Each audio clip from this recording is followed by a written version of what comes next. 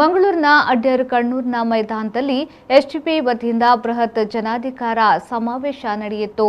ಸಮಾವೇಶವನ್ನು ಎಸ್ಡಿಪಿಐ ರಾಷ್ಟ್ರೀಯ ಪ್ರಧಾನ ಕಾರ್ಯದರ್ಶಿ ಇಲಿಯಾಸ್ ಮೊಹಮ್ಮದ್ ತುಂಬೆ ಅವರು ಗಿಡಕ್ಕೆ ನೀರೆರೆಯುವ ಮೂಲಕ ಉದ್ಘಾಟಿಸಿದರು.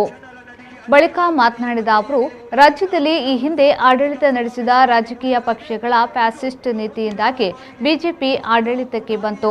ಯಾವುದೇ ಅಭಿವೃದ್ಧಿ ಕಾರ್ಯಕ್ರಮಗಳಿಲ್ಲದ ಬಿಜೆಪಿ ಕೇಂದ್ರ ಮತ್ತು ರಾಜ್ಯದಲ್ಲಿ ಮತ್ತೆ ಅಧಿಕಾರ ಹಿಡಿಯಲು ಕೋಮು ಗಲಭೆಗಳನ್ನೇ ನೆಚ್ಚಿಕೊಂಡಿದೆ. ಆದ್ದರಿಂದ ಪರ್ಯಾಯ ರಾಜಕೀಯ ಶಕ್ತಿ ಅನಿವಾರ್ಯವಾಗಿದೆ ಎಂದು ಹೇಳಿದರು. ಹೆಸರಾಗಿರುವಂತಹ ಒಂದು ರಾಜ್ಯವಾಗಿತ್ತು. ಆದರೆ ಈಗ ರಾಜ್ಯದಲ್ಲಿ ದ್ವೇಷ ಹಾಗೆ ಮತ್ತು ಹಿಂಸಾಚಾರದ ಒಂದು ವಾತಾವರಣ, ಎಲ್ಲ ಕಡೆಗಳಲ್ಲಿ ಕೊಲೆ, ಧ್ವಂಸ ಮುಂತಾದ ಬಹಳ ಆತಂಕಕಾರಿಯಾದಂತಹ ಒಂದು ಸನ್ನಿವೇಶ ಇವತ್ತು ಸೃಷ್ಟಿಯಾಗಿದೆ. ಮಸೀದಿಗಳ ಮೇಲೆ ದಾಳಿ, ಚರ್ಚ್ಗಳ ಮೇಲೆ ದಾಳಿ, ದಲಿತರನ್ನ ಬೀದಿಯಲ್ಲಿ ಹೊಡೆದುಕೊಳ್ಳುವಂತಹ ದೃಶ್ಯಗಳು ಕರ್ನಾಟಕದಲ್ಲಿ ಸಾಮಾನ್ಯವಾಗಿ ಬಿಟ್ಟಿದೆ. ಮುತಾಲಿಕ್ನಂತವರು ಮತ್ತು ಈಶ್ವರಪ್ಪನಂತವರು ಹತ್ಯಾಕಾಂಡಗಳಿಗೆ ಕರೆ ಕೊಡ್ತಾರೆ.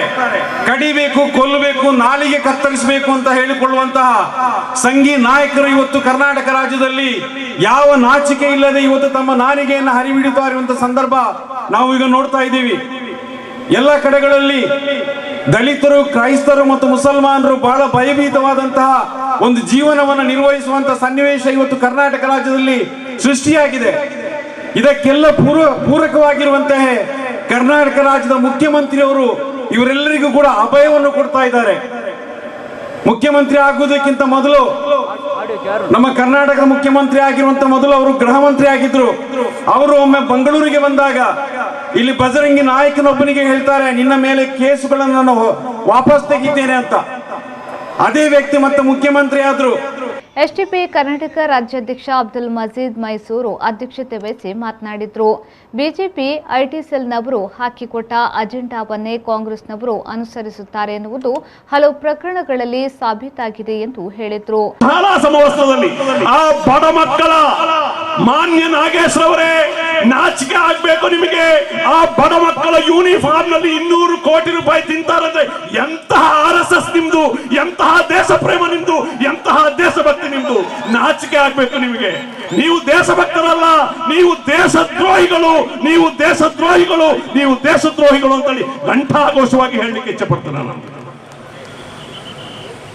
ಇನ್ನು ಬಹಳ ದೊಡ್ಡ ಆಘಾತಕಾರಿ ಸುದ್ದಿ ಏನಂದ್ರೆ, ಈ ರಾಜ್ಯದ ಮುಖ್ಯಮಂತ್ರಿ ಸೀಟು 2,500 ಕೋಟಿ ರೂಪಾಯಿಗೆ ಹರಾಜಿದೆ.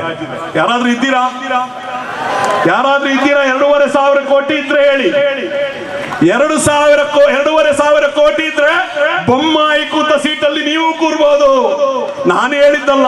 ಯಾರು ಹೇಳಿದ್ದು? ಬಸವನಗೌಡ ಪಾಟೀಲ್, ಹಿರಿಯ BJP X minister of centre ಹೇಳಿದ್ದು. 2,500 ಕೋಟಿ ಇದ್ರೆ ಕರ್ನಾಟಕದಲ್ಲಿ ಮುಖ್ಯಮಂತ್ರಿ ಆಗ್ಬೋದು.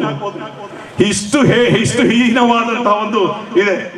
ಈ ಸಂದರ್ಭದಲ್ಲಿ ಎಸ್ಡಿಪಿಐ ಕೇರಳ ರಾಜ್ಯಾಧ್ಯಕ್ಷ ಅಶ್ರಫ್ ಮೌಲಾವಿ ಮುವಾಟುಜಾ, ರಾಷ್ಟ್ರೀಯ ಕಾರ್ಯದರ್ಶಿಗಳಾದ ರಿಯಾಜ್ ಪರಂಗಿಪೇಟೆ, ಅಲ್ಫೋನ್ಸೋ ಫ್ರಾಂಕೋ, ಕರ್ನಾಟಕ ರಾಜ್ಯ ಉಪಾಧ್ಯಕ್ಷ ದೇವನೂರು ಪುಟ್ನಂಜ, ಪ್ರಧಾನ ಕಾರ್ಯದರ್ಶಿಗಳಾದ ಬಿಆರ್ ಭಾಸ್ಕರ್ ಪ್ರಸಾದ್, ಅಬ್ದುಲ್ ಲತೀಫ್ ಪುತ್ತೂರು ಸೇರಿದಂತೆ ಮೊದಲಾದವರು ಭಾಗವಹಿಸಿದ್ರು.